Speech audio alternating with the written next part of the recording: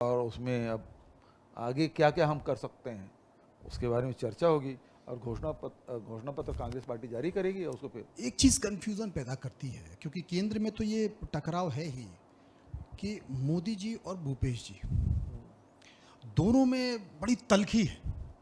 लेकिन अभी हाल ही में देश के प्रधानमंत्री नरेंद्र मोदी आए, आप जब मिले तो बड़े ठहाके लगाए, ठहाके लगाते हुए आपके फोटो छपे। ये क्या है, ये कौन सा कॉम्बिनेशन?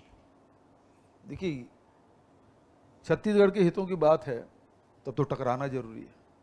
छत्तीसगढ़ के हितों के साथ समझौता नहीं किया जा सकता, तो उसमें लड़ते हैं, जम के लड़ते हैं। वो जो कार्रवाई करते हैं, ये ईडी आईटी वगैरह भेज रहे हैं लगातार, उसमें भी हम कहते हैं भाई उसके खिलाफ भी बयान देते हैं। लेकिन एक देश के प्रधानमंत्री जब मिलते हैं तो सम्मानपूर्वक मिलेंगे। उनसे मिलता हूँ तो बहुत सारी योजनाओं के बारे में बात होती है और सार्वजनिक रूप से तारीफ भी करते हैं। गोधन न्याय योजना के बारे में खूब नीति आयोग में बैठ कर उन्होंने तारीफ की कि छत्तीसगढ़ में बहुत बढ़िया हो रहा है गोधन न्याय योजना की। उसके पहले 1 घंटा उसमें बात किया था। फिर मिलेट्स के बारे में बात हुई, तब भी करीब 1 घंटा तक हम लोग बैठ के बात की। कोई प्रधानमंत्री अब किसी मुख्यमंत्री से 1 घंटा चर्चा करे, मैं समझता हूँ शायद कम ही होता होगा।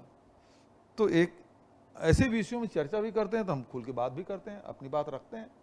और जब हमारी बात आती छत्तीसगढ़ की बात है तो फिर हम उसमें कोई कोताही नहीं बरतते। भाई हम बोलते हैं नगर नार बिकना नहीं चाहिए साहब,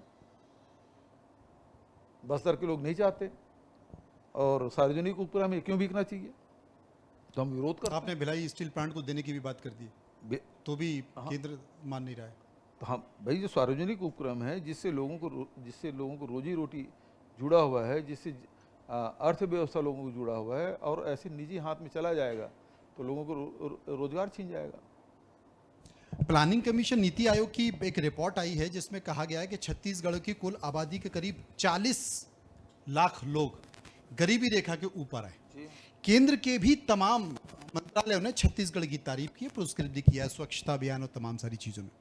बावजूद इसके ये कहा जा रहा है बीजेपी के लोगों को कि केंद्र सरकार की जो तमाम योजनाएं जिसमें पीएम आवास भी हैं वो लागू नहीं किया जा रहा है, रोका जा रहा है, लोगों तक वो सुविधा नहीं पहुंचाई जा रही। इसी बात का तो विरोध करते हैं हम लोग।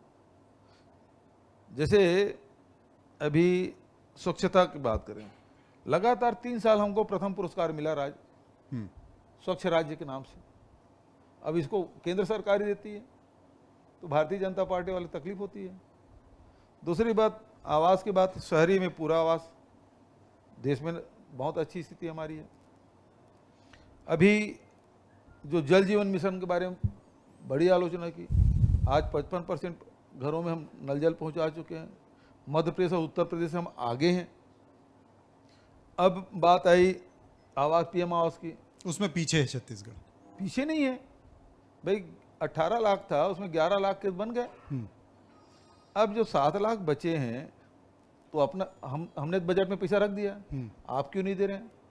और दूसरी बात मैं ये कह रहा हूँ, केवल जो 2011 के जनगणना के आधार पर जो आर्थिक सर्वेक्षण हुए उसी आधार पे देंगे? क्या 2011 के बाद परिवार नहीं बढ़ा? क्या परिवार को जरूरत नहीं है? जब योजना 84-85 शुरू हुआ इंदिरा आवास से, तब से आज तक की योजना चल रही है। और ये योजना ऐसी है, वो जब तक कि जनसंख्या नियंत्रण नहीं होगा तब तक चलते ही रहेगा। दूसरी योजना भले रुक जाए, लेकिन आवास वाली योजना है वो कभी नहीं रुक सकता, क्योंकि परिवार हमारा बढ़ रहा है। दुनिया के सबसे आबादी वाले हम देश में 140 लाख पीछे छोड़ गए इस मामले में, सबसे आगे हैं जी। तो आवास की तो पड़ेगी है। तो अब 2011 के बाद जिन परिवारों को आवश्यकता है, भारत सरकार को हमने पत्र लिखा, प्रधानमंत्री को पत्र लिखा कि आप जनगणना कराइए, आर्थिक सर्वेक्षण कराइए, उन्होंने नहीं कराया तो हमारी सरकार ने खुद आर्थिक सर्वेक्षण कराया और जितने हितग्राही हैं, अब हमारे सर्वे का काम पूरा हो गया, उसके बाद उनको अब उसके बाद उसको आवाज़ देंगे। उसके बाद हमने कहा कि भाई जो आवास प्लस की योजना है उसमें हमको पैसा दीजिए, उसका इंतजार किया जाएगा। आपने बड़ी महत्वपूर्ण बात की जनगणना की। जी।